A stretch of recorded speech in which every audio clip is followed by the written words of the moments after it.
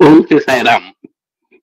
భగవాన్ శ్రీ సత్యసాయిబాబా వారి యొక్క దివ్యశ్రీ తిరణాల విందాలకు హృదయపూర్వక నమస్కారం చేసుకుంటూ ఈరోజు మన ఏఎస్పి చెన్నై డైలీ సత్సంగ్ 1268వ రోజున జరగబోతోంది. ఈ శుభ సందర్భంగా మనకు విశిష్ట అతిథి, ఆత్మబంధువు, ఆప్త మిత్రులు అయినటువంటి ఉద్దగిరి సుధాకర్ రావు గారు మనకు శ్రీమద్ రామాయణము, సుందరకాండ, రహస్యార్థములు అనేటువంటి శీర్షిక మీద ఉపన్యసించడానికి వచ్చారు.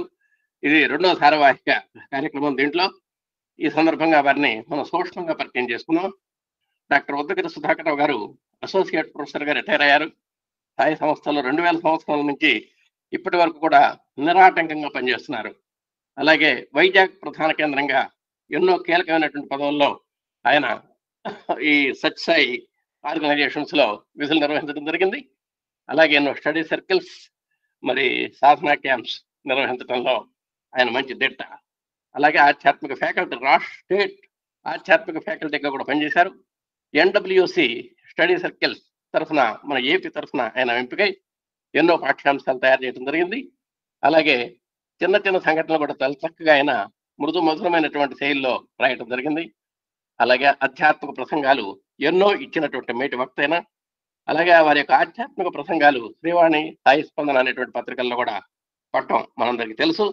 ఈ విధంగా స్వామికి మరి పదవి విరమణ అనంతరం కూడా ఎనలేని సేవ చేస్తున్నటువంటి మన డాక్టర్ ఉద్దగిరి సుధాకర్ రావు గారికి మనందరి తరఫున, మన అధినేత ఎమ్మెల్యే గారి తరఫున హృదయపూర్వకంగా స్వాగతిస్తూ వారిని శ్రీమద్ రామాయణము, సుందరకాండ, రహస్యార్థాలు అనేటువంటి అంశం మీద వారి యొక్క ఎపిసోడ్ కొనసాగించవలసిందిగా మనసారా ఆహ్వానిస్తున్నాం.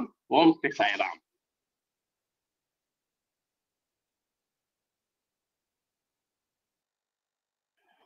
శ్రీ సుధాకర్ రావు గారు. సాయిరామ్ సార్. సాయిరామ్ సార్. ఓం శ్రీ సాయిరామ్. భగవాన్ శ్రీ సత్యసాయి బాబా వారి దివ్య చరణార బిందములకు ప్రణమిల్లుతూ ఈనాటి ఆన్లైన్ ఆధ్యాత్మిక సత్సంగ కార్యక్రమానికి విచ్చేసిన సాయి స్వరూపులందరికీ సాయిరామ్ తెలుపుతూ, ఆపదామపహర్తారం దాతారం సర్వసంపదాం లోకాభిరామం శ్రీరామం భూయో భూయో నమామ్యహం. ఓం సీతాలక్ష్మణ భరత శత్రుఘ్న హనుమత్ సమేత శ్రీరామచంద్ర దేవకీ జై.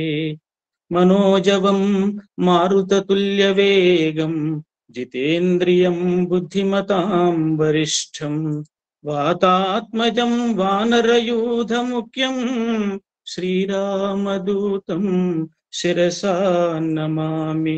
రామయ్య దూతం మనసా స్మరామి.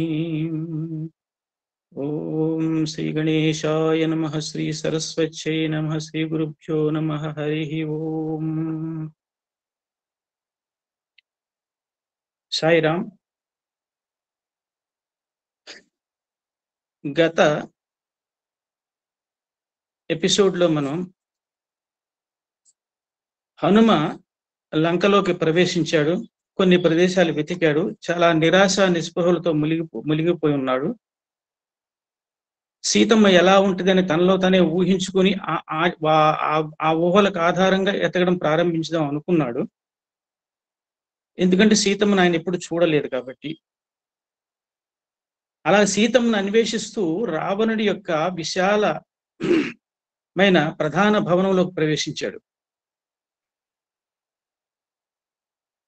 ప్రవేశిస్తే అక్కడ చాలా మంది స్త్రీలు ఆదమర్చి నిద్రపోతున్నారు. వారిలో కొంతమంది వివాహం చేసుకున్న స్త్రీలు, కొంతమంది రావణుడు ఇష్టపడి ఎత్తుకొచ్చిన స్త్రీలు, ఇట్లా అందరూ కూడా.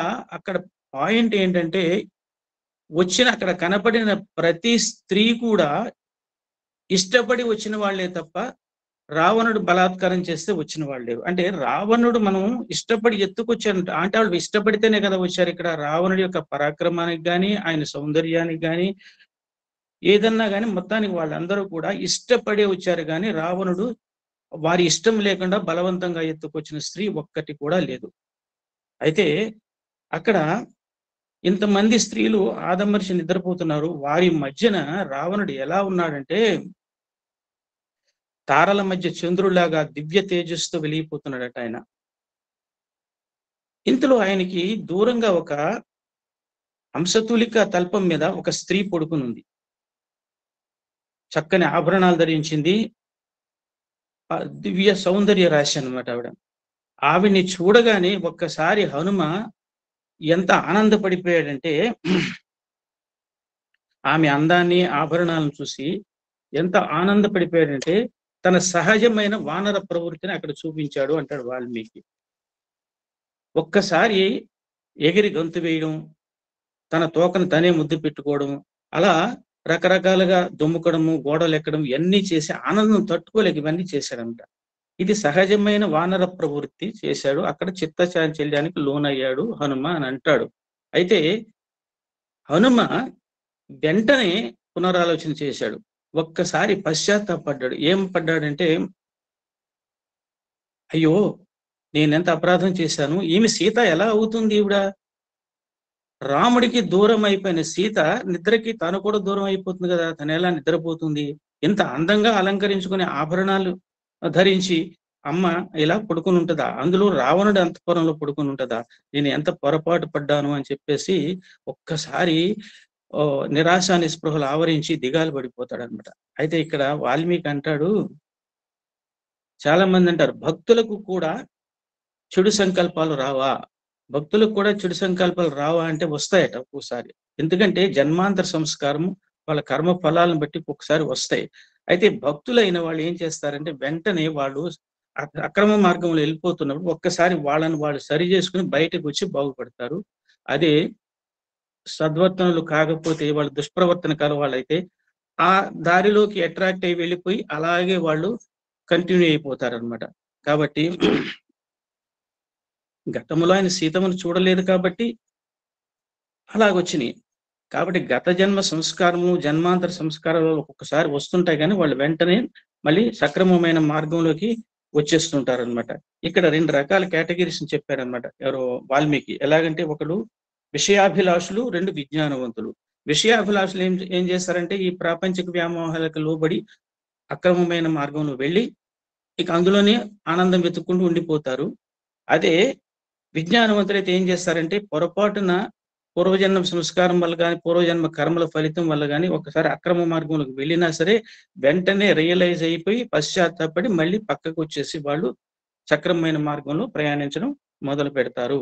కాబట్టి ఆంజనేయుడు ఏమనుకుంటాడే, ఈ ఆయన ఎలా అనుకుంటాడంటే ఇంతవరకు సీత కనపడలేదు, నేను పొరపాటు పడ్డాను. ఇప్పుడు ఇంత దూరం వచ్చి నేను రాముడికి అప్రియమైన మాట ఎలా చెప్పాలి? నేను అప్రియమైన మాట సీత కనపడలేదు నా అన్వేషణలు అని చెబితే రాముడు ఉంటాడా? లక్ష్మణుడు ఉంటాడా? కౌశల్య గాని, సుమిత్ర గాని, కైకేయి గాని వీళ్ళు ఎవ్వరు ఉండరు. అయోధ్య వాసులందరూ కూడా ప్రాణత్యాగం చేసేస్తారు. అలాగే సుగ్రీవుడు మాటిచ్చి పంపించిన సుగ్రీవుడు మిగిలిన వానరులు కూడా ప్రాణత్యాగం చేసేస్తారు. ఇంత దూరం వచ్చి నేను సీతమ్మ కనపడలేదు అని చెప్తే వాళ్ళని ఇంత బాధ పెట్టేదానికంటే నేను ఇక్కడే ప్రాయోపవేశం చేసేస్తాను అంటాడు. అంటే ప్రాయోపవేశం చేయడం అని అంటే ఒక కూర్చున్న భంగిమలో ఉండి నిద్ర ఆహారం తీసుకోకుండా అలా ఉండిపోవడం అనమాట. అది అంత పశ్చాత్తాపడిపోయి నేను ప్రాయోపవేశం తప్ప ఇది లేదు, లేదా అంటే ఇక్కడే ఉండిపోతాను, ఈ అడవుల్లో కందమూలాలు తిని బతికేస్తాను. కాబట్టి నేను మటుకు అప్రియమైన మాట రాముడికి నేను చెప్పను, సుగ్రీవుడికి చెప్పను అని అనుకుంటాడు. అనుకున్న తర్వాత అప్పుడు అనుకుంటాడు, నేను అశోకవనం ఎతకలేదు కదా అని చెప్పేసి అక్కడ సీతమ్మ ఏమన్నా ఉంటుందేమో, ఇక అది లాస్ట్ రిసార్ట్ నాకు అశోకవనం అని చెప్పి రావణుడి భవనం ఎతికాను, వివిధ ప్రదేశాలు ఎతికాను, సీతమ్మ జాడ కనపడలేదు. కానీ అశోకవనంలో ఒకసారి చూద్దాము, అది ఆఖరి ఆశ నాకు అని చెప్పేసి అక్కడ ఉంటదేమో సీతమ్మ ప్రయత్నిద్దామని చెప్పేసి వెళతాడు. వెళ్లే ముందు అతనికి ఏమవుతుందంటే ఆ ఉద్యుక్తుడయ్యే ముందు ఒక చిన్న ఆలోచన. చూడండి, సత్పురుషులకి ఎప్పుడు సదాలోచనలే వస్తాయి. ఆయన ఏమనుకున్నాడంటే నేను ఒక పొరపాటు చేశాను. ఎప్పుడు కూడా కార్యసిద్ధి కోసం ఒక కార్యం మనం చేపట్టినప్పుడు కార్యాచరణ సిద్ధికి వెళుతున్నప్పుడు కార్యాచరణ ప్రారంభంలో మనము భగవత్ ప్రార్థన చేయాలి కదా. నేను సీతాన్వేషణకు మొదలు పెట్టేటప్పుడు నేను భగవత్ ప్రార్థన చేయలేదు. నేను అదే సముద్ర లంఘనం మొదలుపెట్టినప్పుడు నేను భగవత్ ప్రార్థన చేశాను, నా ప్రయత్నం అక్కడ ఫలించింది. కాబట్టి లంకను చేరిన తర్వాత నేను సీతాన్వేషణ ప్రారంభించే ముందు ఒక్కసారి కూడా దైవ ప్రార్థన చేయలేదని చెప్పేసి ఆయన ఒక్కసారి పశ్చాత్తాపడతాడనమాట.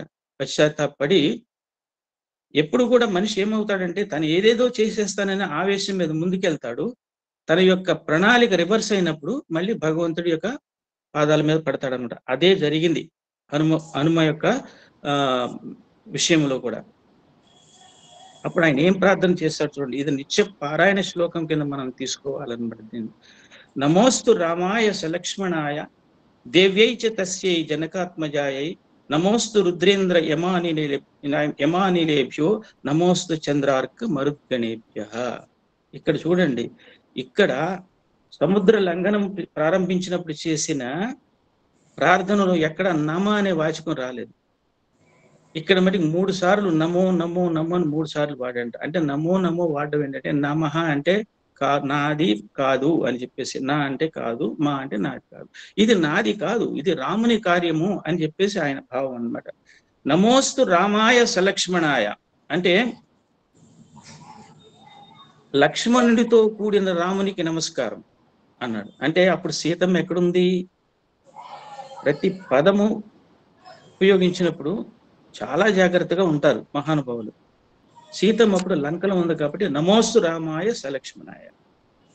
మరి సీతమ్మను కూడా ప్రార్థించాలి కదా. దేవ్యై చ తస్యై జనకాత్మజాయై నమోస్తు రుద్రేంద్ర యమానిలేభ్యో నమోస్తు చంద్రార్క మరుద్గణేభ్య. వీళ్ళందరినీ ప్రార్థించడం మామూలే. అక్కడ దేవ్యై చ తస్యై జనకాత్మజాయై అన్నాడు. అంటే దేవి అంటే ఏంటంటే జ్ఞాన ప్రకాశిని అనమాట. ఆవిడ జ్ఞానముతో ప్రకాశిస్తుంది. అక్కడ సీతమ్మని ఇక్కడ దేవి అన్నాడు. ఇక్కడ దేవ్యై చ తస్యై జనకాత్మజాయై. జనకుడు ఇక్కడ జనకుడు యొక్క ప్రయత్నం ఎందుకండి? ఇక్కడ జనకుడు యొక్క ప్రస్తావన తేవడం అనవసరం కదా. కానీ జనకాత్మజాయై అన్నాడు. అంటే ఇక్కడ దీని అర్థం ఏంటంటే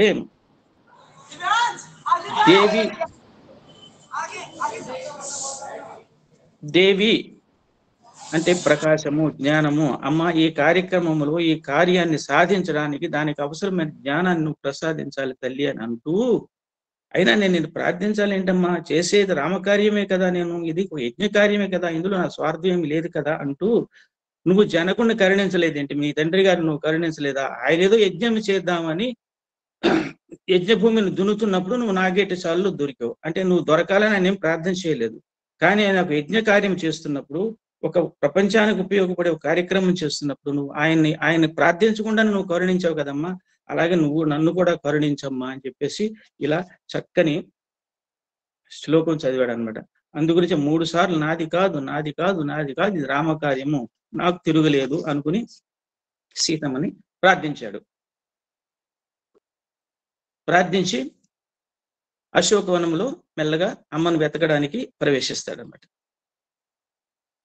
ప్రవేశించిన తర్వాత అశోకవనం ప్రాకారం ఎక్కుతాడు. ఎక్కిన తర్వాత తన దేహాన్ని చాలా చిన్నది చేసుకుంటాడనమాట. చిన్నది చేసుకున్న తర్వాత ఆ ప్రాకారం నుంచి వీక్షిస్తాడనమాట. వీక్షిస్తే అశోకవనం ఎంతో అద్భుతంగా ఉంటుందన్నమాట. చక్కని వృక్షాలతో, ఫలపుష్పాలతో అలరారుతుంటుంది. దాన్ని చూశాడు. చూసి ఒక్కసారి అశోకవనంలోకి వెళ్ళినాక చిన్న దేహం ధరించి చెట్టు మీద నుంచి చెట్టు మీదకు దుముకుతుంటానంటే ఆ చెట్టు ఆకులు పుష్పాలు రాలిపోయేట వాల్మీకి మహర్షి చెప్తాడు. జూదం ఆడినప్పుడు సర్వము కోల్పోయిన వ్యక్తికి ఆభరణాలు, బట్టలు ఎలా ఒలిచేస్తారో ఆ చెట్లు కూడా ఈయన దుమికినప్పుడు అన్ని రాలిపోయి అలా కనపడ్డాయంట. అది అంటే అక్కడ ఇంకొక భావ సౌందర్యము, అర్ధ సౌందర్యము చాలా ఉంటుంది ఇందులో. అందుకే సుందరకాండ అయింది. ఇక్కడ ఒక అందమైన కొండ పర్వతం కూడా ఉంది. ఆ పర్వతం మీద రావణుడు కృత్రిమంగా సృష్టించుకున్న ఒక జలపాతం ఉంది. ఆ జలపాతము ఎంత బురవుడిగా కిందకు దూకుతుంది అంటే అక్కడ వాల్మీకి అంటాడు, భర్త పైన అలిగిన భార్య పుట్టింటికి ఎంత వేగంగా వెళ్ళిపోతుందో అలా వెళ్ళిపోతుందంట ఆ సెలయేరు. ఆ సెలయేరు ఆ జలపాతం అలా దుమ్ముకుతున్నప్పుడు మధ్య మధ్యలో చెట్లు కొమ్మలు ఉంటాయి కదా, ఆ పంచులన ఒడ్డున ఆ చెట్లు కొమ్మలు ఆ ప్రవాహాన్ని అడ్డుకుంటున్నాయంట. వాటి గురించి అంటాడు వాల్మీకి మహర్షి, భర్తపై అలిగి భార్య పుట్టింటికి తీవ్రమైన దుఃఖంతో కోపంతో వెళ్ళిపోతున్న దాన్ని బంధువులు అంటున్నారంట. అది తప్పు కాదు, తప్పు కాదు, సంసారం అన్నాక కొన్ని చికాకులు వస్తాయి, నువ్వు తట్టుకోవాలమ్మా అని చెప్పి బంధువులు ఆపడానికి ప్రయత్నిస్తున్నారు. అది అయిపోయిన తర్వాత ఈ కృత్రిమంగా నిర్మించుకున్న జలపాతం కాబట్టి అది రివర్స్ అయ్యి మళ్ళీ పైకి ఎక్కుతుందంట.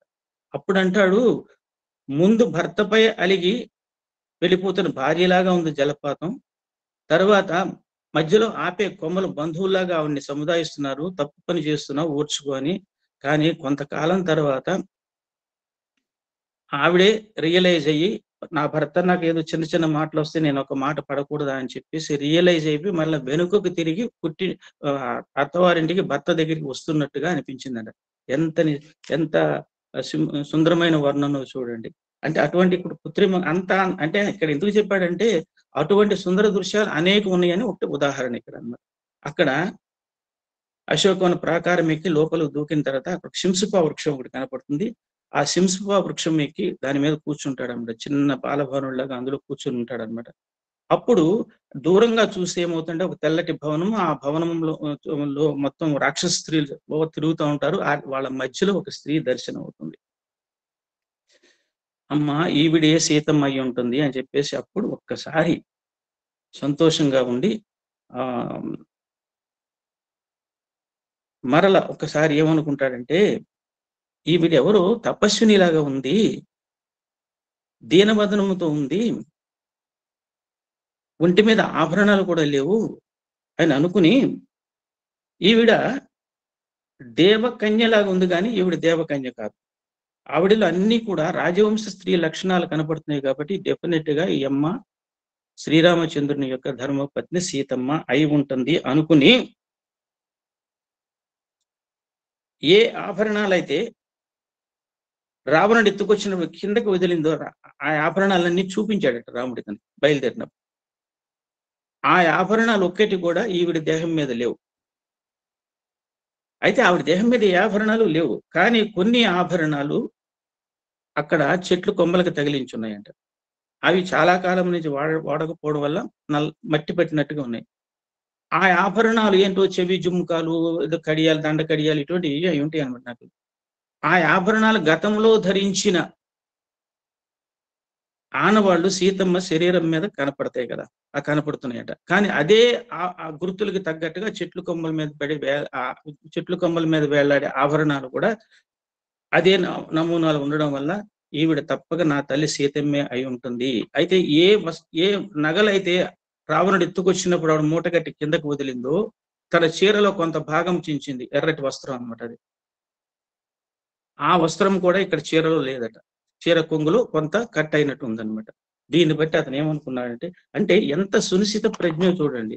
దీన్ని బట్టి నా అమ్మ సీతమ్మే అనుకుని చెప్పి చాలా ఆనందపడతాడన్నమాట.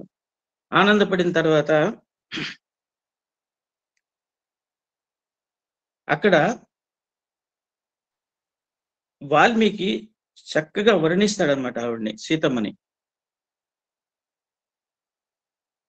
అసితేక్షణ విశాలాక్షి శుచిస్మిత. అసితేక్షణ అంటే నల్లని చూపులు, విశాలాక్షి అంటే వైశాల్యం అన్నమాట. శుచిస్మిత శుభ్రమైన నవ్వు ఆవిడది, ఆ నవ్వులో కల్మషం లేదు కాబట్టి చిరునవ్వుతో గల పవిత్రత అని చెప్పేసి. అయితే ఈ సుందరకాండలో సీతమ్మ నేత్ర సౌందర్యము, చిరునవ్వు యొక్క అందము సూచింపబడింది అనమాట. అయితే ఏంటంటే ఎందుకు ఇది చెప్పాడంటే, తనని హింసించే రాక్షస స్త్రీలని ఏ రోజు కూడా కళ్ళు ఎరిపెక్కేంత క్రోధంగా చూడలేదంట. నల్లని చూపులు అంటే వాత్సల్యం గల చూపులు అని చెప్పేసి దానికోసం ఆవిడ్ని అసితేక్షణ అని వాడు. అటువంటి కష్టములు ఉండి కూడా ఎవరిని కూడా క్రోధమైన దృక్కులతో చూడలేదన్నమాట ఆవిడ. పరమ దయామయ్య ఆవిడ. కాబట్టి చల్లదనమే నల్లదనం అనుకోవాలన్నమాట మనం. అయితే సీతమ్మకి రాముడికి కంపారిజన్ ఎలా అనుకుంటాడంటే హనుమ, శీలములోను, వయస్సులోను, వృత్తములోను, అభిజనములోను, లక్షణములోను అని ఈ 5 లక్షణాల్లో కూడా 5 లక్షణాల్లో కూడా సీతమ్మకి రాముడికి ఏమీ తేడా లేదు అని తెలుసుకుంటాడు. శీలము అంటే ఏంటంటే అలవాటు, స్వభావము. రాముడు ఏమంటే ఆశ్రిత రక్షణశీలుడు. అంటే ఎవరైనా వచ్చి రక్షించమని శరణ వేడితే రక్షిస్తాడు. సీతమ్మకి ఒక స్టెప్ ఎక్కువ ఉందన్నమాట. రాముడి కంటే ఎక్కువ గుణం ఉంది. అటువంటి ఆశ్రిత రక్షణశీలత కొంచెం అధికంగా ఉంది. ఎలాగంటే ఈవిడ్ని వచ్చి వాళ్ళు శరణ వేడక్కర్లేదు. వాళ్ళు ఆపదలో ఉన్నారంటే ఈవిడే ముందుకెళ్ళిపోయి వాళ్ళని కాపాడేంత దయామయ్య అనమాట ఆవిడ. కాబట్టి శీలములో వాళ్ళిద్దరూ కూడా సరి సమానంగా ఉన్నారు. వయస్సు అంట 24 ఏళ్ళు 18 ఏళ్ళు. అంటే భార్యకి భర్తకి ఆ రోజుల్లో 6 ఏళ్ళు దాకా గ్యాప్ ఉండొచ్చని మనకు తెలుస్తుంది అనమాట. ఇది వధూవరులకు తగిన వయస్సు అనమాట. తర్వాత వృత్తము, క్యారెక్టర్, నడవడిలోకి వీళ్ళిద్దరు కూడా ఒకరికొకరు పోటీ పడతారనమాట. అయితే అభిజ్యం అంటే వంశం. వంశం అంటే ఏంటంటే ఈవిడేంటి, రాముడు శ్రీరామచంద్రుడు ఇక్ష్వాకు వంశం చెందినవాడు, ఆవిడ విదేహ రాజపుత్రిక. కాబట్టి ఇద్దరు కూడా గొప్ప రాజవంశంకి సంబంధించిన వాళ్ళే. తర్వాత లక్షణము, రూపం. వీళ్ళిద్దరు రూపాలు కూడా ఎలా ఉంటాయంటే అన్యోన్య దాంపత్యం. ఆ రూప సౌందర్యంలో ఒకళ్ళకొకళ్ళు తీసిపోరు కాబట్టి ఒకళ్ళు మేడ్ ఫర్ ఈచ్ అదర్ లాగా ఉంటారు. కాబట్టి ఈ క్యారెక్టరిస్టిక్స్ అన్నిటిలో కూడా రాముడు సీత సరి సమానమే అనుకుని హనుమంతుడు అనుకుంటున్నాడు అన్నమాట. తర్వాత ఈ లోపల తెల్లారుతుందన్నమాట. ఈ రాక్షస స్త్రీలు పెట్టే బాధలన్నీ చూస్తున్నాడు. శింసుప వృక్షం మీద కూర్చుని ఉన్నాడు. సీతమ్మ కనపడిందని రామలక్ష్మణులకు ఒకసారి నమస్కారం పెట్టుకున్నాడు. తెల్లవారుజాము అయిందనమాట. తెల్లవారుజాము అయితే లంకలో కూడా అంటే బ్రహ్మరాక్షసులు వేదాలను వల్లిస్తున్నారంట. అంటే ఆ వేదాలు వల్లించడంలో పవిత్రత ఉందో లేదో పక్కన పెట్టండి. బ్రహ్మ రాక్షసులు వేదాలను వల్లిస్తున్నారు. తర్వాత వీణులు విందైన మంగళవాద్యాలతో నిద్రలేపారంట రావణుని. ఆ నిద్ర లేపినప్పుడు రాముడు నిద్రతో పాటు వాళ్ళలో కామం కూడా మేల్కొందనమాట. వాడి వెనకాల కొంతమంది భార్యలు అందాలు అంటే ఎలా ఉన్నారంటే నల్లని మేఘంలో మెరుపు తీగల్లాగా భార్యలు కూడా ఫాలో అయ్యారంట. బాగా తయారైపోయి సీతమ్మ దగ్గరికి బయలుదేరిపోయాడు అనమాట. సీతమ్మ ఎప్పుడైతే రావణుని చూసిందో ఒక్కసారి మోకాళ్ళలో తన తలను దాచుకుందంట. అప్పుడు అంటాడంట, సీత ఎందుకు నన్ను చూసి అంత దాచుకుంటున్నావు నువ్వు అని చెప్పి, నేను రాగానే నన్ను చూడగానే ఎందుకు అలా దాచేసుకుంటున్నావు? బలవంతంగా దాచేసుకుంటానన్నా, భయపడకు. అదేమీ జరగదు. నా స్వధర్మాన్ని నీ విషయంలో పాటించడం లేదు అన్నాడు. ఇది హైలైట్. నా స్వధర్మాన్ని నీ విషయంలో నేను పాటించను. ఎంత కాలమైనా వెయిట్ చేస్తాను. నువ్వు ఇష్టపడినప్పుడే నా దగ్గరికి రావాలి. అంతవరకు నేను ఇక్కడి నుంచి వదలను అన్నట్లుగా అతనికి అనమాట. అంటే సీత పరస్త్రీలను వధించడము, పరుల భార్యలను అపహరించడము రాక్షసులమైన మాకు స్వధర్మమే. నీ విషయములో నేను నా స్వధర్మాన్ని పాటించడం లేదు. శోకపరాయణురాలు కాకుము అని రావణుడు చెప్పాడు. నన్ను కోరనిదే నిన్ను నేను స్పృశించను అని చెప్పాడు అనమాట. అంటే ఇక్కడ రావణుడు చెప్పిన వాక్యం ఏంటంటే పరిశీలింపదగినది అనమాట ఇది. అంటే బలాత్కరించడం వాళ్ళకి స్వధర్మం అయినా సరే నువ్వు అకామవత్తు అన్నాడు. అకామవత్తు అంటే ఏంటంటే 2 అర్థాలు ఇక్కడ చెప్పాడు వాల్మీకి. అకామవత్తు అని ఒక చిన్న శ్లోకం కూడా ఉంటుందండి. ఏవం చైత దకామంతు నత్వాం స్పృక్ష్యాము మైథిలి అంటాడు. అంటే అకామవత్తు అంటే ఏంటంటే కోరిక లేదు, నీ కోరికంతా రాముడి మీద ఉంది, నా మీద కోరిక లేదు, అకామవత్తు అని చెప్పి.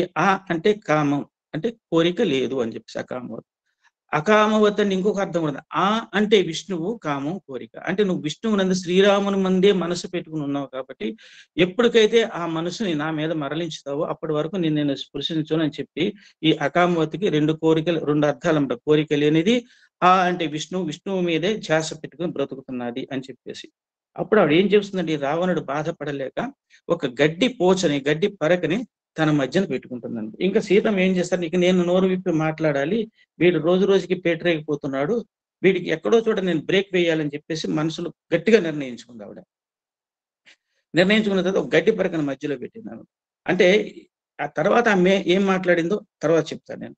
గడ్డి పరకని మధ్యలో పెట్టిన తర్వాత ఈ గడ్డి పరకని ఎందుకు పెట్టింది అనేది పెద్ద పెద్ద వ్యాఖ్యానకారులు ఏం చెప్పారంటే ప్రతిదీ కూడా ఏంటంటే ప్రతి వాళ్ళు చెప్పిన ప్రతి అంశము కూడా మనం అంగీకరించవలసిన అంశమే అనమాట.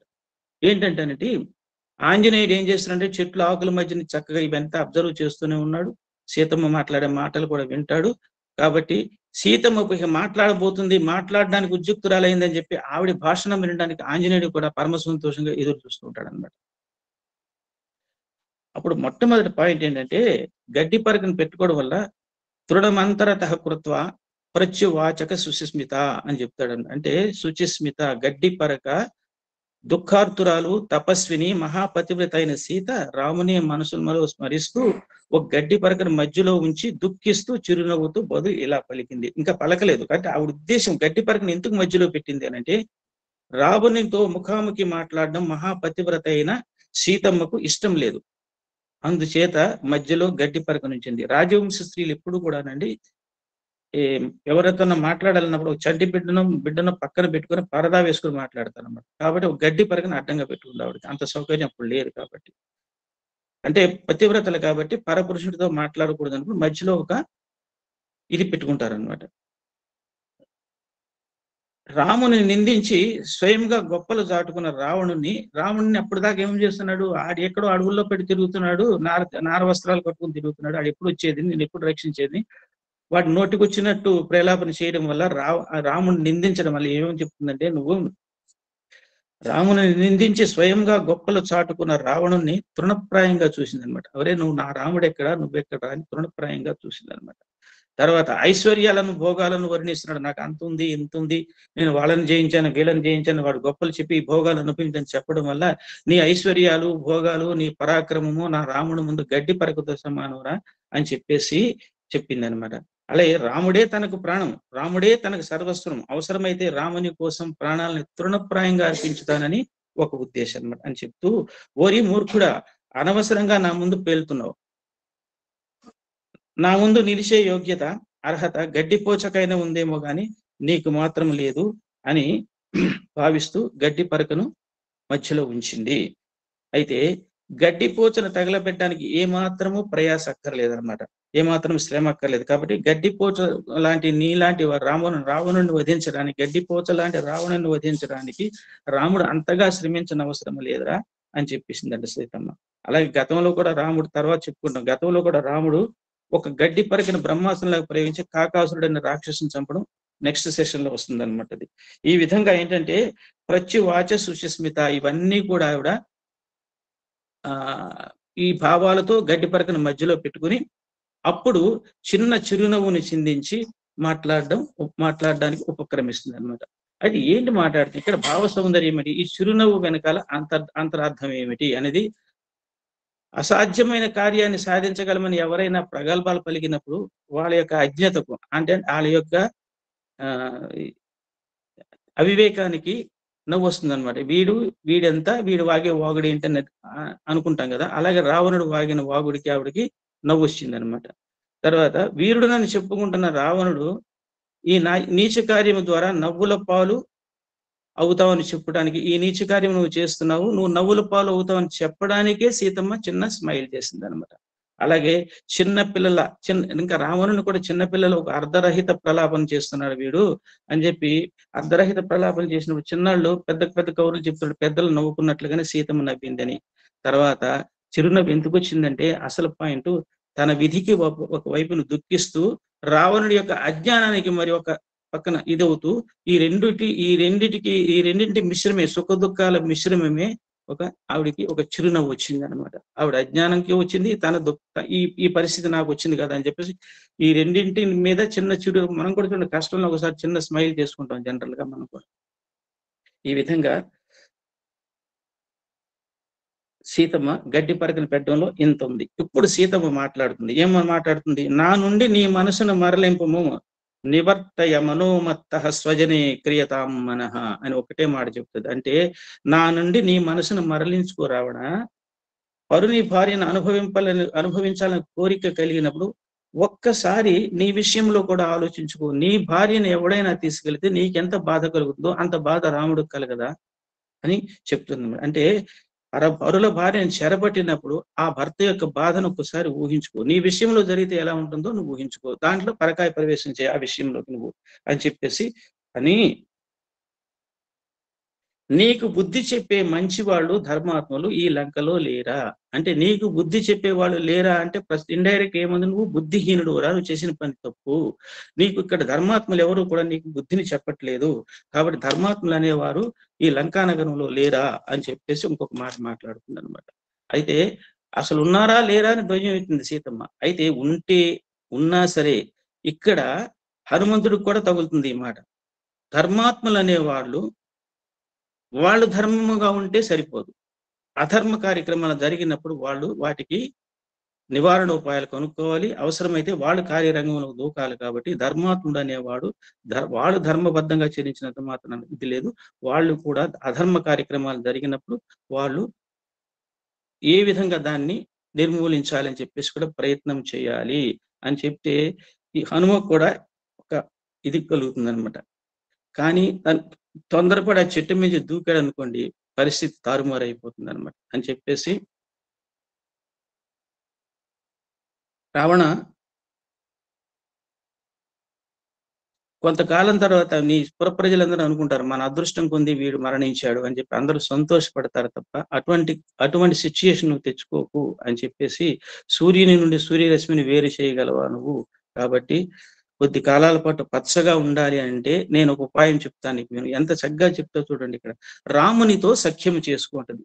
చాలా సంక్షిప్తంగా చెప్తున్నాను. రామునితో సఖ్యము చేసుకో అని అందగానే రాముని శరణ వేయడం లేదండి. ఈ అహంకారి కదా, శరణ వేడంటే ఏంటి రాముడు గొప్ప నా తక్కువ నేనేం తక్కువ అని చెప్పేసి వాడు అహంకారం పొందుతాడని రామునితో సఖ్యము చేసుకో అని చెప్పింది అనమాట. అక్కడ వాడిలో ఏంటంటే ఒక రకమైన తిరగబాటు భావం రాకుండా సఖ్యము చేసుకోనగానే కొంచెం ఆలోచిస్తాడంట.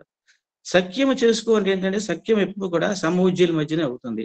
అయితే ఇంత నేను రాముడు భార్యని తీసుకొచ్చిన తర్వాత ఇంత నేను హింస పెట్టిన తర్వాత ఇప్పుడు సఖ్యంకి వెళ్తే రాముడు చేస్తాడని నువ్వు సందేహించకు. రాముడు ఏంటంటే ఎవరైనా సరే శరణు కోరితే వాళ్ళని దగ్గరికి తీసుకుంటాడు. ఆయన వాత్సల్యం ఎక్కువ ఆయనకి. ఆయన ఎంత వాత్సల్యం అంటే ఆవును ఈనగానే ఆ దూడ మీద ఉన్న మలినాన్ని కూడా నాకుతుంది. అలాగే నీ యొక్క పాపాలన్నీ కూడా ఆయన హరింపచేసి నీతో సఖ్యం చేస్తాడు రావణ అని చెప్పేసి నువ్వు శరణ వీడు అనుకోకుండా సఖ్యము చేసుకో అని చాలా తెలివిగా అక్కడ చెప్తుంది అనమాట. అయితే ఇప్పుడు రావణుడు చెప్తాడు, ఎంత చెప్పినా ఇప్పుడు సీత ఇన్ని చెప్పిన తర్వాత రావణుడికి సహజంగా కోపం వస్తుంది. కదా ఉద్రిక్త భావంతో ఏమన్నాడంటే, అమ్మ ఇవన్నీ హనుమ వింటున్నాడు, కోపోద్రిక్తుడు అయిపోయాడు.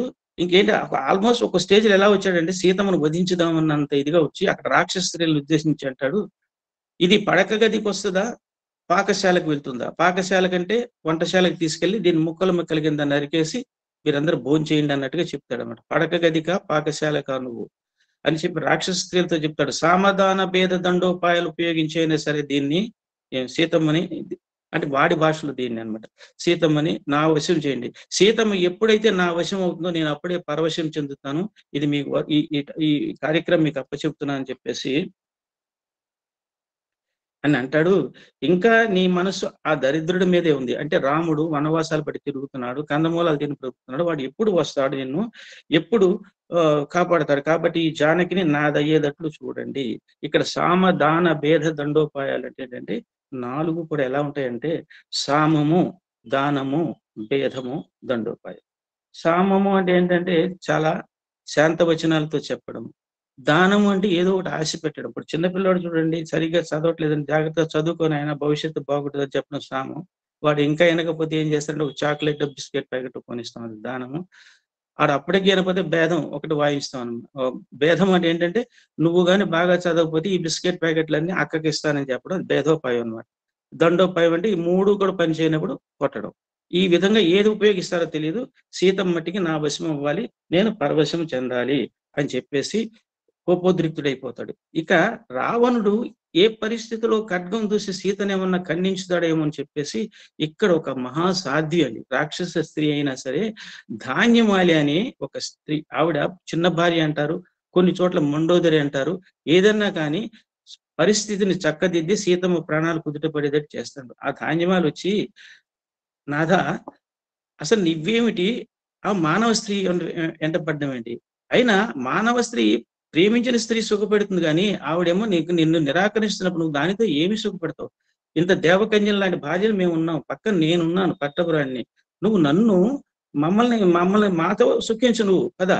అసలు నీ స్థాయి ఏంటి, నువ్వేంటి, ఇంత దీనాలాపన ఏంటి ఇక్కడ నీకు? ఆవిడ దగ్గర అంత అభ్యర్థన చేయడం ఏంటి? తర్వాత మనసు మార్చుకుంటుంది, తర్వాత చూద్దాం కానీ నువ్వు ఇప్పుడు మటుకు నీ పరిస్థితి చాలా హీనంగా తయారవుతుందని చెప్పేటప్పటికి అటు రావణుడికి ఎక్కడో చిన్నది నిజమే కదా ఈవిడ మాట్లాడే మాటలని చెప్పేసి ధాన్యమాలను పట్టుకొని అలాగే వాళ్ళందరూ అంతఃపురంలోకి వెళ్ళిపోతారు. అంటే ఇక్కడ పరిస్థితిని ఒక స్త్రీ దారుణంగా మారిపోయే పరిస్థితిని చక్కగా దిద్దింది. మరి ఆవిడ రాక్షస స్త్రీ కదా! కానీ ప్రవృత్తి రీత్యా ఆవిడ ఒక సద్వర్తనురాలనమాట. ఇది అయిపోయిన తర్వాత ఈ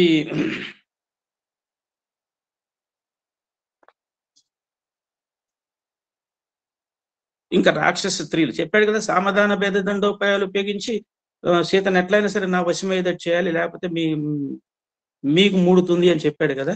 దాంతో వాళ్ళు మొదలు పెడతారిక. ఆయన ఎవరనుకుంటున్నావు? పులస్త్య వంశీయుడు. 4వ ప్రజాపతి. అష్టదిక్పాలకులు వణికిపోతారు ఆయనకి. అతని భార్య మండోదరి పట్టపురాణి. నువ్వు గాని రావణుని గాని నువ్వు రావణుడికి ఇష్ట ప్రకారం నువ్వు నడుచుకుంటే ఆ మండోదరి నీకు దాసిలాగా ఉంటుంది.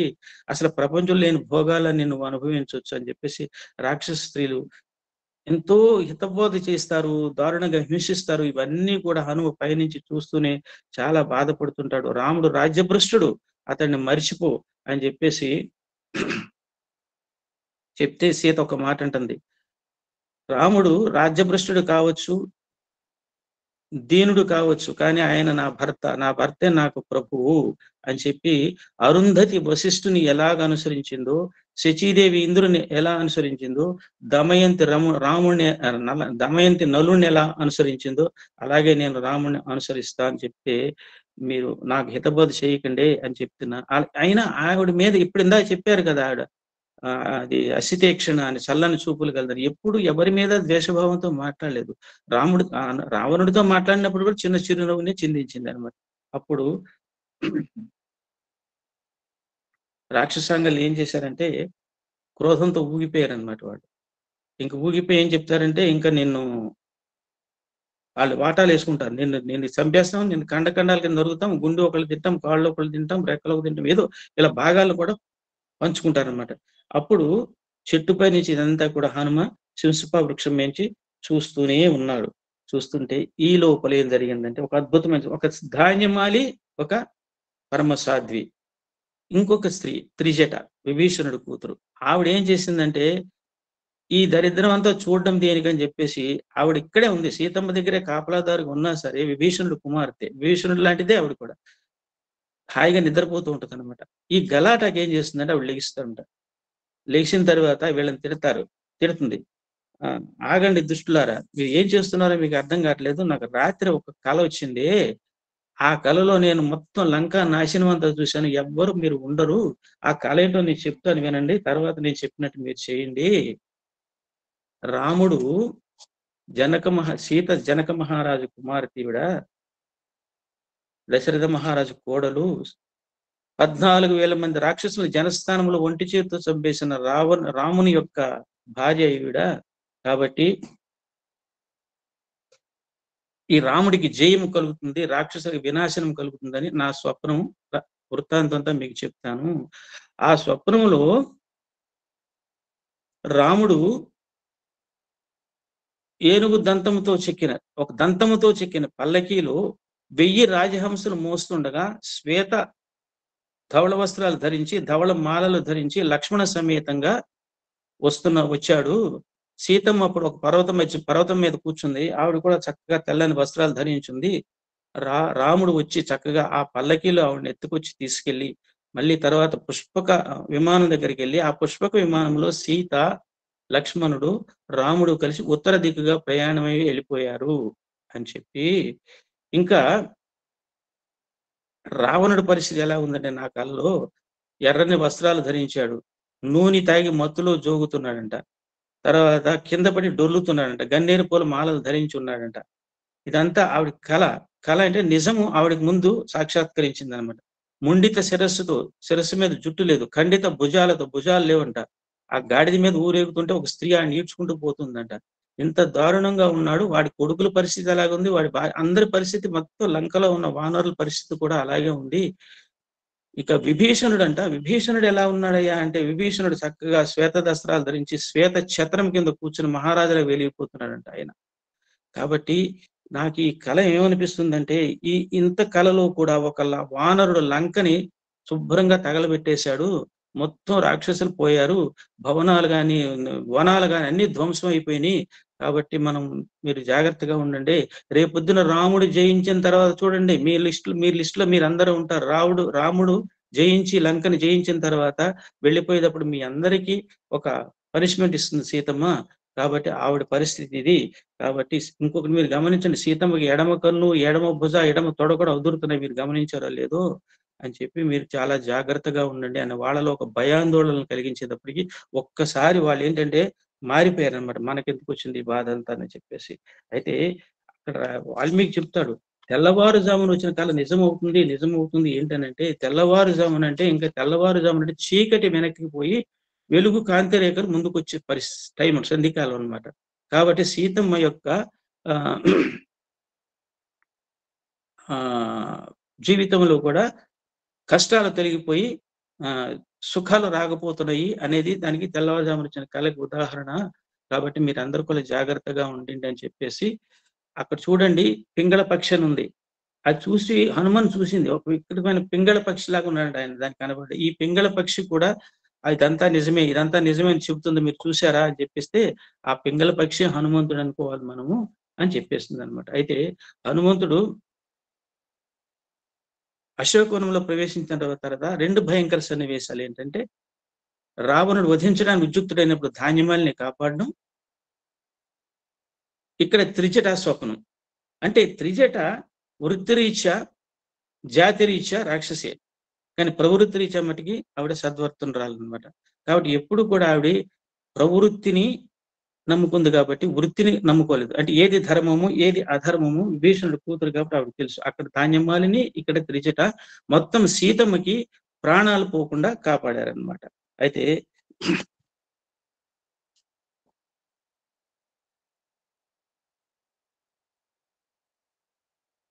ఇక్కడ వాల్మీకి అంటాడు, మనము ఎక్కడ ఉన్నామన్నది కాదు, ఎలా బ్రతికామన్నది ముఖ్యము. వాళ్ళిద్దరూ రాక్షస స్త్రీలు అయినా సరే, వాళ్ళు చూడండి ఆ రాక్షస స్త్రీలే సరే అక్కడి యొక్క ప్రభావం వారి మీద పడలేదు. వారి బుద్ధి మటికి మామూలుగానే సక్రమంగానే ఉన్నది. కాబట్టి ఎలా ఉన్నామనేది ముఖ్యం గాని, ఎక్కడ ఉన్నామనేది ముఖ్యం ముఖ్యం కాదు అని చెప్తాడనమాట. కాబట్టి అలాంటి ఉదాత్తమైన వ్యక్తుల కోవకు చెందుతుంది త్రిజట, ధాన్యమాలి అని చెప్పేసి ఈ త్రిజట మాటలు విన్న తర్వాత ఈ రాక్షస స్త్రీలు ఏం చేస్తారంటే ఇంకా సీతను బాధించడం మానేస్తారన్నమాట. మానేసి ఇదంతా కూడా హనుమ చెట్టు క్రింద జరిగిన వృత్తాంతాన్ని అంతా చూశాడు. వారి మాటలన్నీ విన్నాడు. ఇంక సీతమేమో ప్రాణత్యాగం చేయడానికి సిద్ధపడిపోతున్నప్పుడు ఒకసారి భయపడ్డాడన్నమాట. ఇక పరిస్థితులను ఆకలింపు చేసుకున్నాడు. రావణుడి పరాక్రమం చూశాడు. ఇంకా నేను కార్యరంగంలోకి దూకాలి. దూకాలంటే ఎలా దూకాలి?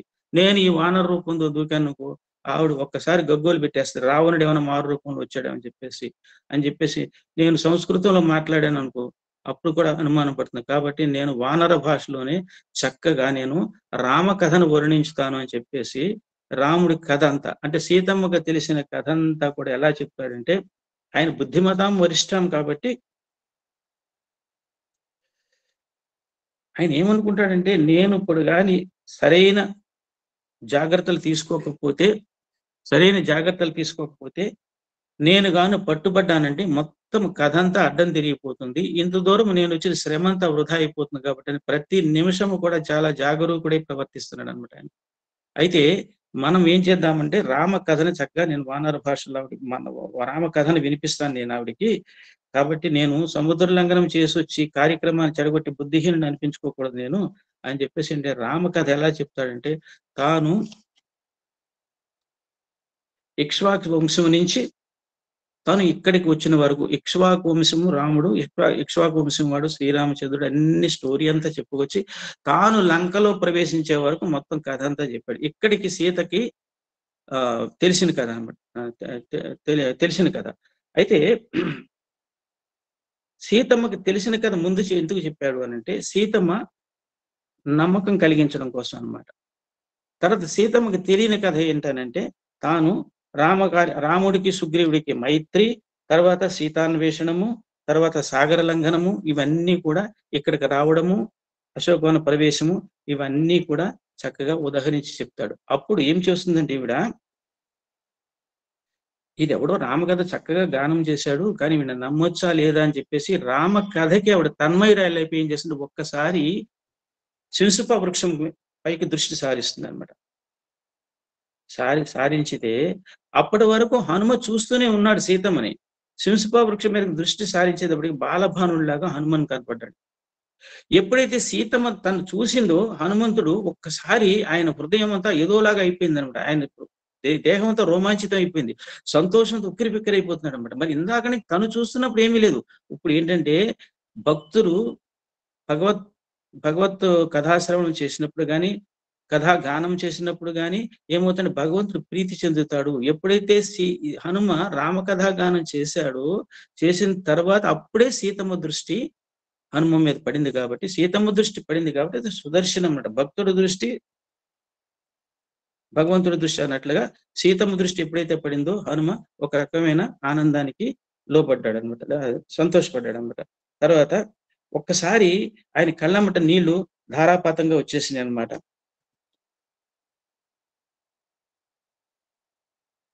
అయితే ఇప్పుడు కూడా ఏంటంటే ఎప్పుడు కూడా తనకు తెలిసిన తన హృదయంలో నిక్షిప్తమైన పరమాత్మ జ్ఞానమును ఇతరులకు భక్తితో బోధించువాడు పరమాత్మకు ప్రియుడవుతున్నాడు. ఇదే హనుమ యొక్క అమృతమయ భక్తి. ఈ విషయమే హనుమ విషయంలో కూడా జరిగిందనమాట. అయితే రాముడు ఎక్కడున్నాడో హనుమకు తెలుసు, కానీ సీతకు తెలియదు. సీతమ్మ ఏం చేస్తుందంటే హనుమ ఒక్కసారి కిందకు దూకుతాడు. దూకిన తర్వాత దూరంగా ఉండి చేతులు జోడించి మాట్లాడుతూ ఉండి హనుమ అభ్యర్థిస్తాడనమాట. అభ్యర్థిస్తే వానరుడు చెప్పింది సత్యం కావాలి అని చెప్పేసి ఆవిడ సంతోషపడుతూ ఒక్కసారి హనుమ వంక ఒక రకమైన ప్రేమ దృక్కులు ప్రసరింపజేసేటప్పటికి హనుమ ఏం చేస్తాడు, కొంచెం చనువు తీసుకొని వైదేహిని సమీపిస్తాడనమాట. చేతులు కట్టి తల మీద ఉంచుకొని నమస్కరించాడు. అప్పుడు మధురమైన వాక్కులతో ఆవిడేం అడుగుతాడు, ఎవరమ్మా నీవు?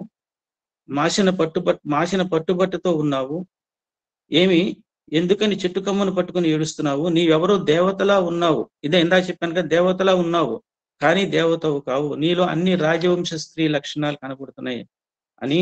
అమ్మ నేను అడుగుతానని చెప్పు, నువ్వే సీతమ్మవు కదా, శ్రీరామచంద్రుని భార్యవు కదా, నువ్వు, నీకు శుభం జరుగుతుంది తల్లి. రావణుడు బలవంతంగా అపహరించి తెచ్చిన సీతవు నీవే కదా అని చెప్పేసి, నీ అతి మానుషమైన రూపాన్ని చూస్తుంటే నాకు రాముని భార్యవే అనిపిస్తుందమ్మా అన్నాడు హనుమ. అంటే అప్పుడు హనుమ పలికిన రామ ప్రసంగం వచ్చే సీతమ్మ ఏం చేసిన సంతోషపడి అప్పుడు చెప్తుంది. ఇక్కడ హైందవ సంప్రదాయం ఎలా ఉంటుంది, నేను దశరథ మహారాజు కోడలును ఫస్ట్ చెప్పింది స్టేట్మెంట్. మా మామగారు ఈ భూమండలంలోని రాజులందరిలో కల్లా ప్రధానుడు, శత్రుంజయుడు, ప్రసిద్ధుడు అని ఏం చెప్పింది, నేను దశరథ మహారాజు కోడలనయ్యా నేను అని చెప్పి, మహాత్ముడైన విదేహరాజు జనకుడి యొక్క కూతుర్ని అని చెప్పింది. ఆ తర్వాతే నేను శ్రీరామచంద్రుని భార్యను అని చెప్పింది.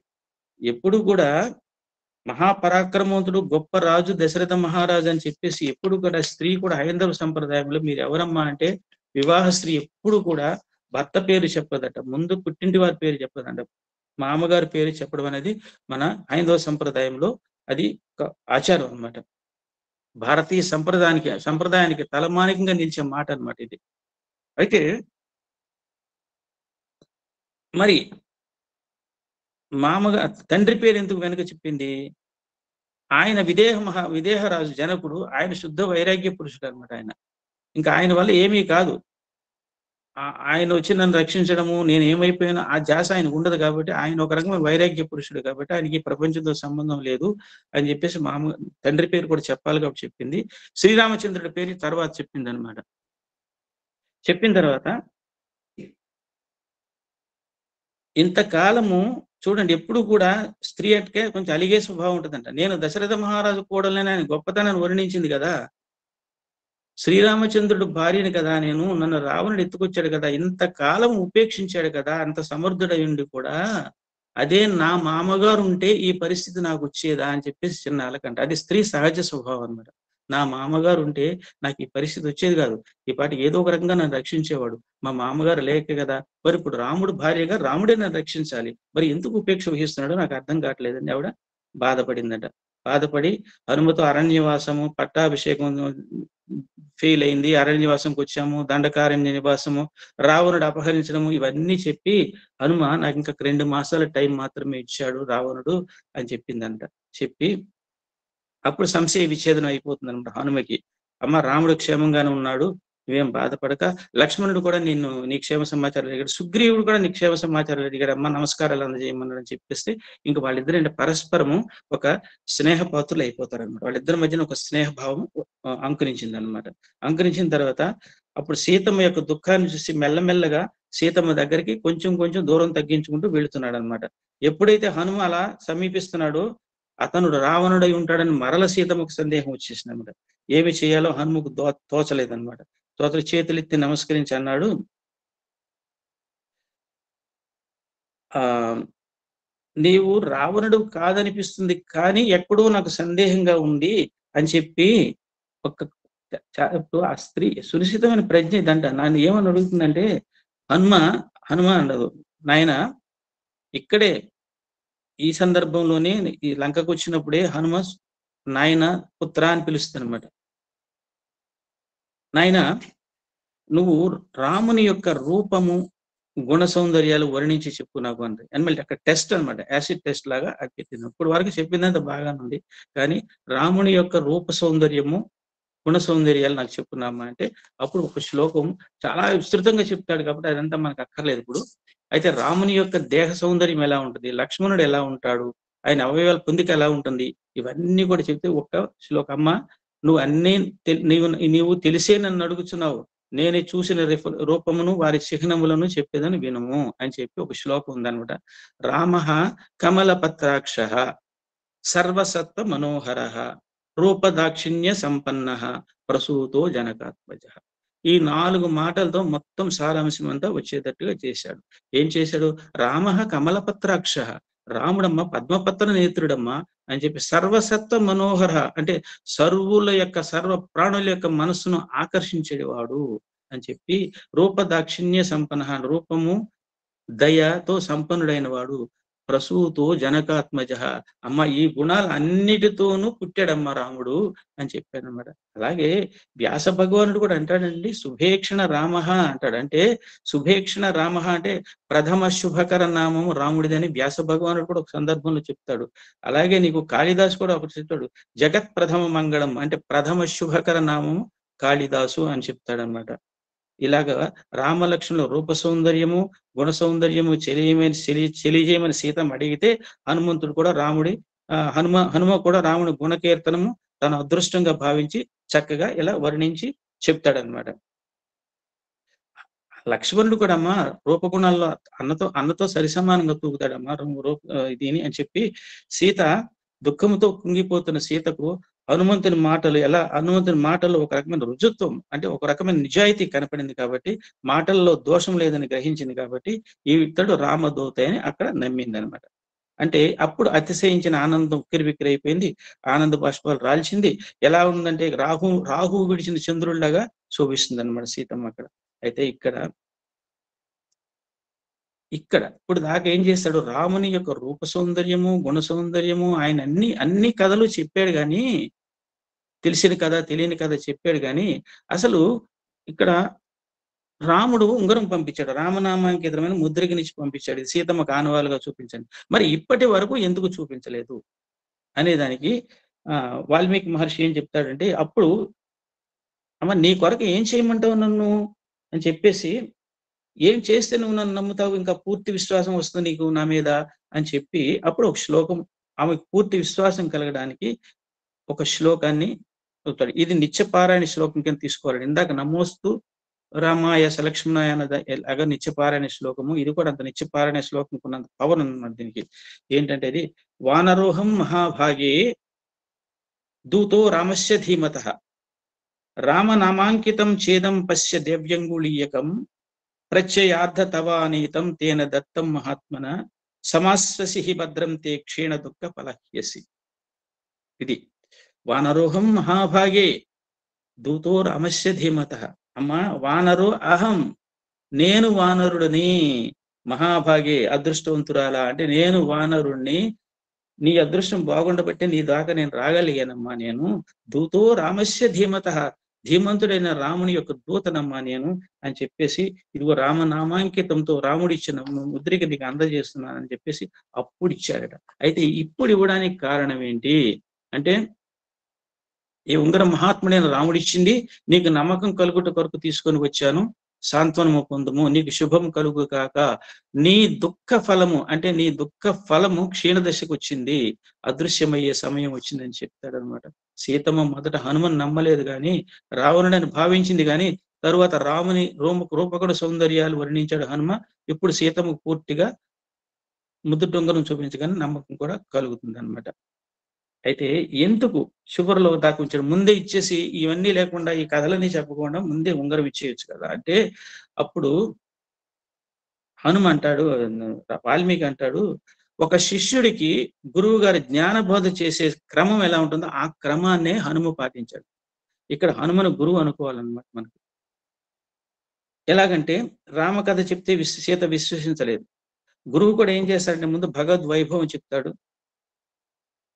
శిష్యుడికి అంత నమ్మకం కలగదు. తర్వాత ఉపనిషత్ రహస్యాలు, అంతర్భావాలు, అంతరార్థాలు ఇవన్నీ చెప్పిన తర్వాత అప్పుడు గురువు మీద విశ్వాసం కలుగుతుంది శిష్యుడికి. అంటే ముందు భగవంతుడి గురించి చెప్తాడు, ఏదో చెప్తున్నాడులే అనుకుంటాడట శిష్యుడు. తర్వాత భగవంతుడి గురించి కొంచెం డెప్త్ వెళ్ళి ఉపనిషత్ రహస్యాలు, తర్వాత భగవద్ వైభవము, అంతరార్థాలు, అంతర్భావాలు అన్ని చెప్పిన తర్వాత అమ్మో మా గురువు గారు చాలా గొప్పవారని గురువు గారి మీద పూర్తి విశ్వాసం కలుగుతుంది. అప్పుడు వీడు చాలా ఆకలింపు చేసుకున్నాడు నేను చెప్పిందని చెప్పేసి గురువు గారు కూడా శిష్యుడి మీద నమ్మకం కలిగిన తర్వాత అప్పుడు మంత్రోపదేశం చేస్తాడట. అలాగే సీతమ్మకి ఏంటంటే మొత్తం నమ్మకం కలిగిన తర్వాత ఒక గురువు శిష్యుడికి జ్ఞానబోధ చేసిన తర్వాత తనకి శిష్యుడి మీద గురి కుదిరిన తర్వాత మంత్రోపదేశం చేసినట్లే అలాగే హనుమ కూడా ఏం చేశాడంటే రామనామాంకితమైన ముద్రికని, ఆ రామ మంత్రాన్ని ఎప్పుడైతే సీతమ్మ పరితపిస్తుందో, ఇప్పుడు ఉంగరము హనుమంతుడిది కాదు, అందుకునేది హనుమంతుడు కాదు, ఉంగరము రామునిది, అందుకునేది సీతమ్మ. ఈ మధ్యన సంధానకర్త గురువు అనమాట. గురువు ఏంటంటే జ్ఞానబోధ చేసి మొత్తానికి జ్ఞానవంతుని తయారు చేస్తాడు. గురువు ఏం చేస్తాడంటే ఎప్పుడైతే ఈవిడ రాముడికి దూరం అయిందో కష్టాల పాలైంది అనమాట. అసలు వీడికి ఇంత ఇంత చేసినా సరే అంగుళీకం చూడగానే ఒక్కసారి ఆవిడికి రామదర్శనం అయిపోయింది అనమాట. అయిపోయిన తర్వాత నామం ఏం చేసిందంటే రామనామం భక్తుడికి నారాయణ యొక్క రూపాన్ని కనిపించేటట్లు చేసింది. అయితే ఉంగరము రాముని ద్వారా, ఉంగరము రామునిదే గాని హనుమంతుడి ద్వారా సీతకందింది.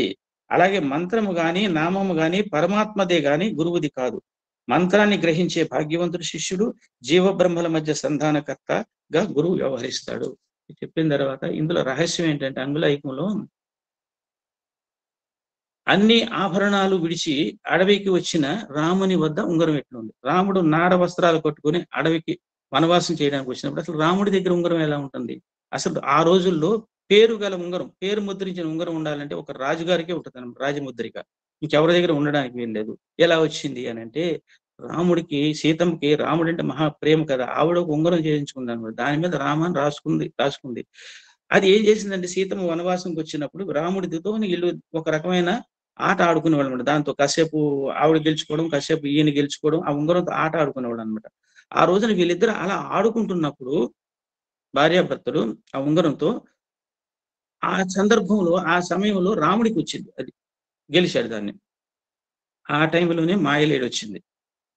మాయలేడి వచ్చేటప్పుడు దాన్ని చూసిన తర్వాత సీతమ్మ రాముడిని వదిలి దాన్ని కోరింది, నాకు అది కావాలని చెప్పేసి. రాముడి చేతిలో ఉంది కదా, రాముడి చేతిలో ఆ చేతిలో పెట్టుకున్న అలాగే ఆయన అడవికి వెళ్ళిపోయాడు అనమాట. ఆయనకని ఆయన దగ్గర ఉందన్నమాట. అంటే ఎప్పుడైతే ఆవిడ రహస్యార్థం ఏంటంటే ఇది ఈ విధంగా రాముడి దగ్గర అడవిలోకి వెళ్ళినప్పుడు ఆయన దగ్గర బంగారు ఆభరణాలు ఏమి ఉండకూడదు అనుకున్న సరే ఎందుకు ఉంది అంటే ఇది కారణం అనమాట. జీవుడు సతతము భగవంతుడే రక్షకుడు అను అర్థము గల ప్రణవము ధరించి ఉండవలను, ఆ ప్రణవమే రామమైనది. అంటే మనం కూడా స్వామి చెప్తారు సదా నిరంతర హరిగుణ గావి అని. భగవంతుడే రక్షకుడు అనే నమ్మిక ఉండాలి మనకి. అది దూరం కాగానే సీతమ్మ ఏం చేసిందంటే ఎప్పుడైతే రామనామాంకితమైన ముద్రికి దూరం చేసుకుందో, రాముని దూరం చేసుకుందో, రావణుడు స్పృశించగలిగాడు ఆవిడ్ని, రావణుడు ఎత్తుకెళ్ళగలిగాడు అన్నమాట. మళ్ళీ ఎప్పుడైతే రాముడి కోసం పరితపించిపోయినప్పుడు రాముడు ఏం చేశాడంటే గురువు ద్వారా నీకు మళ్ళీ మంత్రోపదేశం చేసినట్టుగా ఆ అంగుళీయకము వచ్చింది అని చెప్తాడనమాట. ఈ విధంగా ఏంటంటే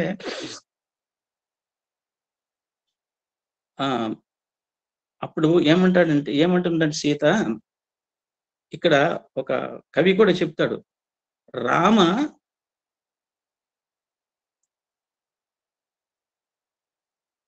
హనుమంతుడు లంకా సేతు బంధనం ఇది చేస్తున్న వారధి నిర్మిస్తున్నప్పుడు అందరూ కూడా రాళ్ళు విసురుతుంటే తేలుతుంటాయి రామ అని రాసి.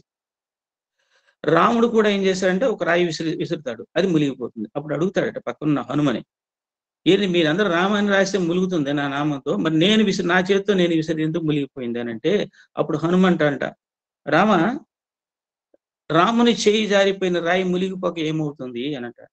అలాగే రాముడి చేయి జారిపోయింది సీత, రామనామానికి దూరం ఉంది. రామ అంటే నామ అంటే కామం, ఆవిడ కోరిక రాముడి నుంచి దూరం చేసింది అనమాట ఆవిడకి.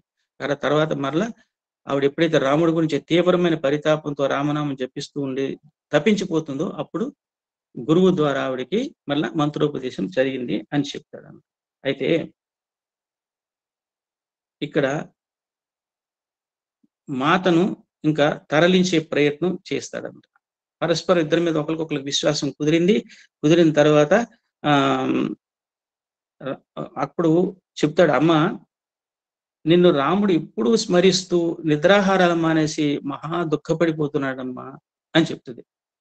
ఈ ఒక్క మాట అంటదంట సీత అంటదంట, నాయన నీ మాటలు విషం కలిపిన అమృతం లాగా అనిపిస్తున్నాయంట.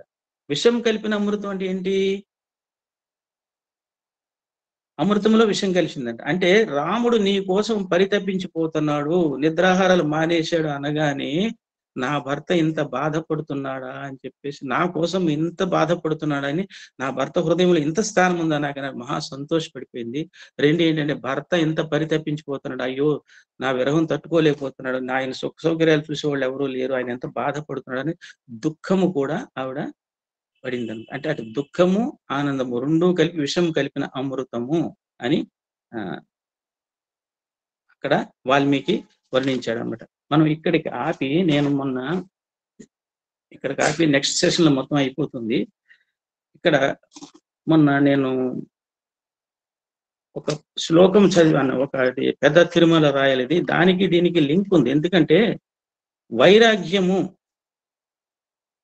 అంటే హనుమ సీతమ్మని ఎలా తరలించాలి అని చెప్తూ, అమ్మ ఇక మనం బయలుదేరదాము, ఇది పరిస్థితి, రాముడు ఎంత తీవ్రమైన దుఃఖంలో ఉన్నాడు, మనం తొందరగా వెళ్ళిపోవాలని అంటే, ఆవిడ నీ మాటలు నాకు విషం కలిపిన అమృతం లాగా ఉన్నాయి హనుమ అంటే, దాని అర్థం మనం చెప్పుకున్నాం. అక్కడికి అది ఆపుదాం మనం. నెక్స్ట్ సెషన్ లో లంకా దహనము ఇవన్నీ ఉండి రాముడి దగ్గరికి వెళ్ళడము, ఆవిడకి వివరం అంతా చెప్పడము, ఏమేమి చేసామని చెప్పడము, ఇవన్నీ చెప్పి మనం హనుమాన్ చాలీసా గురించి కొంత చెప్పుకుంటే నెక్స్ట్ సెషన్ మనం పూర్తి అయిపోతుంది. ఎందుకంటే హనుమ గురించి చెప్పుకోవాలి మనం. హనుమాన్ చాలీసా ఎలా ఆవిర్భవించింది, అందులో అంతరార్థాలు ఏమిటి అనేది. అయితే ఇక్కడ ఇది ఒక 5 నిమిషాలు ఇది అయిపోతుంది అనమాట.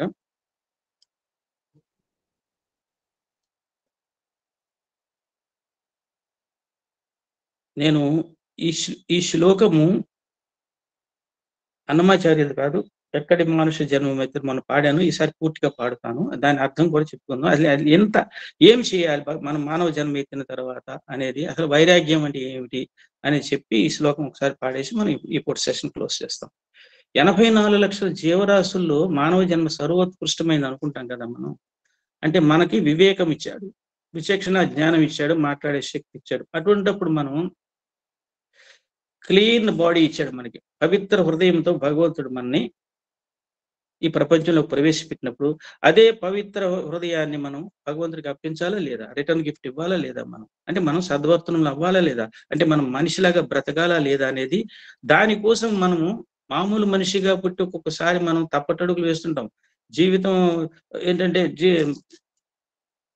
జీవిత సత్యం కళ్ళ ముందు కదులుతున్నా సరే, ఎంతో మంది పోతున్నా, ఎంతో మంది వస్తున్నా, ప్రపంచంలో మార్పులు సంభవిస్తున్నా సరే, మనం సంసార బంధాలను తెంచుకోలేక మనమే శాశ్వతం అనుకుంటున్నాం కాబట్టి, అది కొంచెం దాని నుంచి బయటికి రావడానికి అనమాట. ఓం ఈశావాస్యమిదం సర్వం యత్కించ జగచ్చాం జగత్ చేన చిక్తేన భుంజీత మాగృధ కశ్య సిద్ధన. ఈశావాస్యోపనిషత్తులు కూడా ఫస్ట్ శ్లోకం ఏం చెప్తుంది? ఈ ప్రపంచము చరాచర జగత్ అంతా భగవంతుని చేత ఆవరించబడి ఉన్నది. ఇందులో ప్రతి అణువు కూడా భగవంతుడి యొక్క దివ్య జ్ఞానంతో ఆవరించబడి ఉన్నది అని చెప్పి ఇందులో ఏం చెప్తాడంటే తేన శక్తేన భుంజీధ మాగృధ కశ్య సిద్ధన. ఇదంతా ప్రపంచంలో ఉన్నది ప్రతిదీ నువ్వు అనుభవించు, కానీ ఏది నీది అనుకోకు. అంటే ఏంటంటే వైరాగ్య సన్యాసము విరాగము అంటే ఏంటంటే వైరాగ్యం అంటే అన్నీ వదిలి వెళ్ళిపోవడం కాదండి. అన్నీ నావే అనుకోవడం, ఏది నాది కాదు అనుకోవడం. దానికి ఒక శూన్యమైన దృష్టి కావాలి. ఏది చూసినా ఒకటే భావం మనకు రావాలన్నమాట. అయితే ఇక్కడ అన్నీ నీవే అనుకో, త్యాగమ చేత అనుభవించండి. త్యాగమ చేత అంటే నువ్వు ఎంతవరకు అవసరమో అంతవరకే తిను, ఎంతవరకు అనుభవించు అని చెప్పడం అన్నమాట. మనకి ప్రసూతి వైరాగ్యం ఉంది, శ్మశాన వైరాగ్యం ఉంది, పురాణ వైరాగ్యం ఉంది. ఆఖరికి మన ప్రశాంతి నిర్వహినప్పుడు కూడా చిన్న ప్రశాంతి వైరాగ్యం కూడా వస్తుందండి. ఇవన్నీ తాత్కాలికాలు అన్నమాట. ఇవన్నీ కూడా సహజ వైరాగ్యం అంటే ఏంటంటే విరాగిగా మారటము. అంటే దేని యందు వైరాగ్యం అంటే దేని యందు అనాసక్తితో ఉండడం, రాగము లేకుండా ఉండడం అన్నమాట. ఒక పాట కూడా ఉంది కదా, జగమంత కుటుంబం నాది, ఏకాకి జీవితం నాది, సంసార సాగరం నాదే, సన్యాసం శూన్యం నాది, జగమంత కుటుంబం నాది. సిరివెన్నెల ఎంత బాగా రాశారండి. ఈ ప్రపంచం అంతా నాదే, జగమంత కుటుంబం నాది, ఏకాకి జీవితం నాది. అంటే వీళ్ళెవ్వరు నాకంటే అన్యం కాదనుకున్నాం, అన్ని నేనే అనుకోవడం ఏకాకి జీవితంలో. ఈ సంసార సాగరం అంతా నాది. సన్యాసి దృష్టి ఎప్పుడు శూన్యం అంట. శూన్యం అంటే ఏంటంటే ఏనిని ఆకర్షించదు ఆయన దృష్టి అన్నమాట. అది తర్వాత ప్రస్తుత వైరాగ్యాలు ఎలా ఉన్నాయంటే కపట వేషాలు, ఇవన్నీ కూడా ఏంటంటే సన్యాసి వేషాలు తీసుకుని బ్రతకడానికి వైరాగ్యం. ఇదంతా బ్రతుకు తిరుగు కోసం చేసే వైరాగ్యాలు వేరు. తర్వాత వైరాగ్యం అంటే బ్రతుకంటూ ఏమిటో తెలుసుకోవడానికి వైరాగ్యం కావాలండి. అది అయితే గురునానక్ గారు కూడా చక్కని మాట చెప్పాడు. ఏంటంటే వైరాగ్యం అనేది ఒకటి మాటల్లో ఉండకూడదు, అందరినీ ఒకే విధంగా చూసేవాడే సన్యాసి. అది కాన్స్టాంట్ ఇంటిగ్రేటెడ్ అవేర్నెస్ అని స్వామి కూడా చెప్తారు. సర్వులు అన్ని వేళలా అందరి యందు అందరినీ ఒకేలాగా చూడు, భగవంతుని చూడు అని చెప్పేసి. అన్ని రకాల మాలిన్య, ఇది హైలైట్, అన్ని రకాల మాలిన్యాల నడుమ స్వచ్ఛంగా పవిత్రంగా ఉండడమే వైరాగ్యం. ఈ పెద్ద తిరుమల రాయలు కూడా అదే బాధపడతాడు. నానవ జన్మ ఇచ్చావు, ఏంటి ఫలము, ఎక్కడికక్కడే తప్పటడుగులు వేస్తున్నాను అని చెప్పి ఆయన తప్పు తెలుసుకున్నాడు అనమాట. ఆయన ఏంటంటే 5 దశలు ఉంటాయంటండి. తప్పు చేశామని తెలుసుకోవడానికి 5 దశలు ఉంటాయి అన్నమాట. 5 దశలు. 5 దశలు అంటే తప్పు చేశామని తెలుసుకోవడం, మీకు ఒకసారి చెప్పే ఉంటాను. తప్పు చేశామని తెలుసుకోవడం అనేది మొట్టమొదటి దశ. అప్పుడు అనుకో పశ్చాత్తాపడాలి, అది 2వ దశ. ప్రాయశ్చిత్తం చేసుకోవాలి, అది 3వ దశ. తర్వాత తప్పును సరిదిద్దుకోవాలి, అది 4వ దశ. మరి ఆ తప్పు ఎప్పుడు చేయకుండా ఉండాలన్నమాట. ఈ తపనతో నన్ను ఈ భవబంధాలను దాటించు నాయన అని చెప్పేసి ఆయన పెద్ద తిరుమలాచార్యులు ఈ తప్పు తెలుసుకుని పశ్చాత్తపడి ప్రాయశ్చిత్తం చేసుకుని భగవంతుడు సంపూర్ణ శరణాగతి పొందితే వచ్చిన శ్లోకం అన్నమాట ఇది. దీని అర్థం ఇది. అంటే ఆయన భావం ఇది. ఇక్కడ ఎక్కడి మానుష జన్మం వెత్తిన ఫలమేమున్నది, నిక్కము నిన్నే నమ్మితి నీ చిత్తంబికను, నీ చిత్తంబికను. ఎక్కడి మానుష జన్మం వెత్తిన ఫలమేమున్నది, నిక్కము నిన్నే నమ్మితి నీ చిత్తంబికను, నీ చిత్తంబికను. ఇది చరణం అండి. సెల్ఫ్ ఎక్స్ప్లెనేటరీ, మీకు అర్థమయ్యేది ఇదంతా కూడా. తర్వాత ఏం బాధపడుతున్నాడండి ఈయన చరణంలో, మరువను ఆహారంబును మరువను సంసార సుఖము, మరువను ఇంద్రియ భోగము మాధవని మాయా, మాధవని మాయా. మరువను ఆహారంబును మరువను సంసార సుఖము, మరువను ఇంద్రియ భోగము మాధవని మాయా, మాధవని మాయా. మరచెద సుజ్ఞానంబును మరచెద తత్వరహస్యము, మరచెద సుజ్ఞానంబును మరచెద తత్వరహస్యము, మరచెద గురువును దైవము మాధవని మాయా మాధవని మాయా ఎక్కడి మానుష జన్మం పెట్టిన ఫలమేమున్నది నిక్కము నిన్నే నమ్మితి నీ చిత్తంబికను నీ చిత్తంబికను విడువను పాపము పుణ్యము విడువను నా దుర్గుణములు విడువను మిక్కిలి ఆశలు విష్ణుడని మాయా విష్ణుడని మాయా విడువను పాపము పుణ్యము విడువను నా దుర్గుణములు విడువను మిక్కిలి ఆశలు విష్ణుడని మాయా విడచెద షట్కర్మంబులు విడచెద వైరాగ్యంబును విడచెద షట్కర్మంబులు విడిచెద వైరాగ్యంబును విడిచెద నాచారంబును విష్ణుడని మాయా విష్ణుడని మాయా ఎక్కడి మానుష జన్మం వెత్తిన ఫలమేమున్నది నిక్కము నిన్నే నమ్మితి నీ చిత్తంబికను నీ చిత్తంబికను తగిలెద బహుళం పటముల తగిలెద బహుబంధంబుల తగిలెద బహుళం పటముల తగిలెద బహుబంధంబుల తగులను మోక్షపు మార్గము తలపు నయంతైనా అగపడి శ్రీ వెంకటేశ్వర అంతర్యామివై అగపడి శ్రీ వెంకటేశ్వర అంతర్యామివై నగి నగినను నీవేలితి నాకాయి మాయా నాకాయి మాయా తగిలెద బహుళం పటముల తగిలెద బహుబంధంబుల తగలను మోక్షపు మార్గము తలపున ఎంతైనా అగపడి శ్రీ వెంకటేశ్వర అంతర్యామివై నగి నగినను నీవేలితి నాకాయి మాయా నాకాయి మాయా ఎక్కడి మానుష జన్మం వెత్తిన ఫలమేమున్నది నిక్కము నిన్నే నమ్మితి నీ చిత్తంబికను నీ చిత్తంబికను. ఇక్కడ షట్కర్మలు అంటే ఏంటంటే యజనము యాజనము అధ్యయనము అధ్యాపనము ఇవి షట్కర్మలు అంటే యజ్ఞం చేయడం యజ్ఞం చేయడము యజ్ఞము నిర్వహించడము అధ్యయనము అధ్యాపనము అంటే చదవడము వేదాలు అధ్యయనం చేయడము అధ్యాపనం చేయించడము దానము అంటే దానము ప్రతిగ్రహము అంటే 3 అన్నమాట యజనము యాజనము అధ్యయనము అధ్యాపనము 4 దానం ప్రతిగ్రహం దానం ఇవ్వాలి దానం తీసుకోవాలి అది వేదం చదవాలి వేదం చదివించాలి యజ్ఞం చేయాలి యజ్ఞం నిర్వహించాలి ఇది షట్కర్మలు అంటే అది విడిచిత షట్కర్మలు అంటే ఈ విధంగా పెద్ద తిరుమలాచార్యుల ఆవేదనతో మనిషిగా పుట్టాను ఫలమేముంది ఏమీ చేయలేకపోతున్నాను జీవిత సత్యం కళ్ళ ముందు కదలాడుతున్నా నేను అశక్తుని అయిపోతాను ఇదంతా నీ మాయా నీ చిత్తంబికను నీ భవబంధాల నుంచి ఎలా నన్ను బయటికి తీసుకొస్తావో స్వామి అని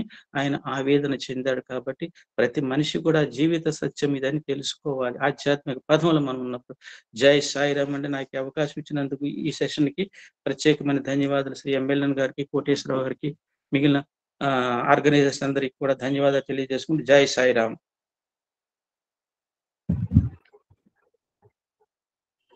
రీస్టార్ట్ చేయమని